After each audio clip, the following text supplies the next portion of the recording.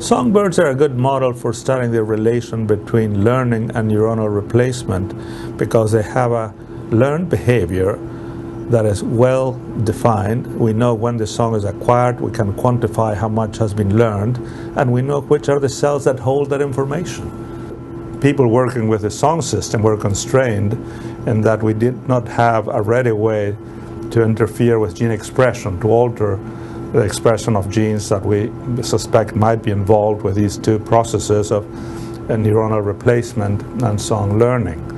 So there had been a great need to come up with transgenic songbirds that enabled us to slip new genes or new gene regulators into the DNA of songbirds. And the gene we used to see, just as a proof of concept approach, was a green fluorescent protein. These are zebra finches, native to Australia. The bird on the left is expressing the fluorescent protein, and you can see that in the eyes and the legs, and the bird on the right is not expressing it, is the control bird, and is not expressing the green in the eyes or the legs. The way this is done is by tying the DNA for the gene and promoter to a viral vector that then ships it into the cell and into the nucleus. And once it is there, it will be passed on from one generation to the next. We now have three parents that are producing a bunch of these right now. So we call them founders. And some of them have different levels of intensity than others with the green fluorescence. That has to do with where the gene gets inserted into the genome. At least that's what we believe.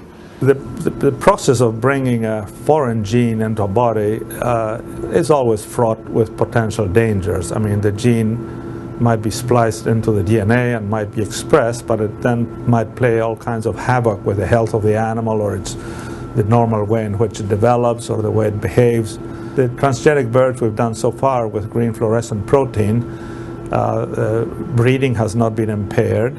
The health of the animals doesn't seem to be hindered in any obvious way. Their developmental stages are normal.